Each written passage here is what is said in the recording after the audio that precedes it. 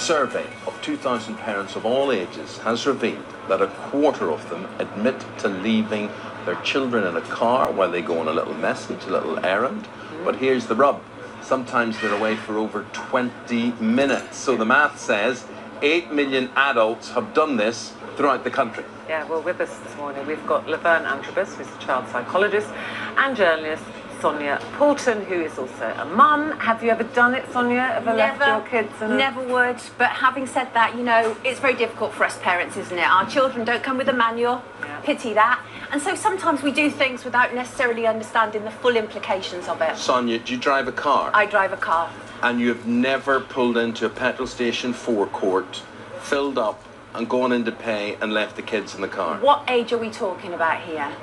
Well, any age. Well, I think in their survey... Under 16's the problem. Yeah. Under 16 is the problem. Well, I, of course, left a sort of 16-year-old in the car. Well, let's say under 5. Under 5. No, absolutely not. No doubt about it. And here's a couple of reasons why.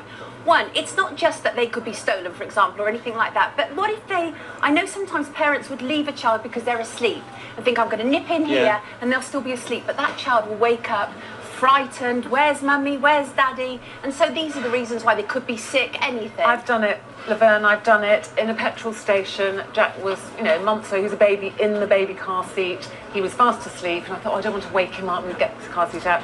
What I'd forgotten, I put the central locking. I locked the door, went in. He obviously woke up and moved and set the alarm off, and he was crying his eyes out. I rushed back, and I did feel bad. Have I psychologically damaged him? I hate you to be so disturbed about this, because I just did it throughout his whole growing up. So I wouldn't think twice about it. But have we psychologically I'm worried about damaged leaving the dog in the car. Yes, I'm just making a point here, darling. When you're protecting him, I'm not thinking about it. I pop in, pay my petrol, come out again. But you never leave the dog in the car. I do but leave the just dog your in the car. child. I can't put the alarm on with the dog. That's okay, so shall we get back to have you psychologically damaged him? Yes. I don't think you have. I think that I agree with you. It's a very difficult task in your mind to think about, can I leave my child? I would never leave a child in a car where I couldn't see them. Okay, so I think petrol stations are okay, and because I think you can move around, you can wave, you've got a bit of contact with them. But actually, the 22 minutes, that I feel quite shocked by that. That feels like a long time to be leaving a young child in a car, because as you've said, anything could happen. I'm not so worried about what happens in the car to the car, because I think children probably don't play around. I think they just become very, very anxious. You see, the reason we're talking about all of this, and Sammy says here, she's been in touch and she said, I nip into the local shop, the chemist, the post office, that sort of thing, often. If the car's literally parked right outside, what's the problem? I'll tell you what the problem is, Sammy. Last year, there was a man called Tim Haines, and Tim Haines was convicted of child neglect after leaving his 2-year-old daughter alone in that car for 5 minutes. And Tim, we've got Tim on Skype now. Tim, what was the reason, or what was your defence in all of this? Well, I just left her in the car for 5 minutes whilst I popped into the chemist to buy a single item. Yeah, it was Calpol, I believe, from the chemist. So what happened to you with this conviction?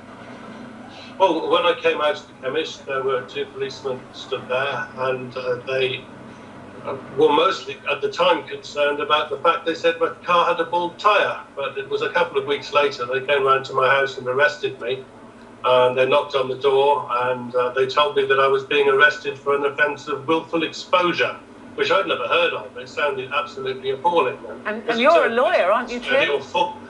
But they took me to the police station. I spent the day at the police station. I was interrogated, and I was dragged through the courts.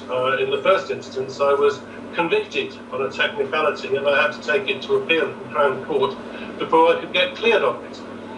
When I went to the Crown Court, the judge was very scathing of the Crown Prosecution Service and wanted to know who on earth had brought such a ridiculous prosecution to court in the first place. More scathing. I just want to know what your wife, who's sitting beside you there, Julie, how scathing were you of Tim? Because, I mean, your opinion will count a lot in this. I wasn't scathing of my husband. I was more scathing of the authorities. I wasn't best pleased with my husband, I must admit.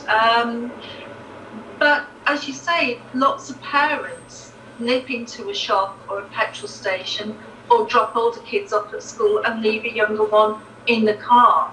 for, you know, a couple of minutes.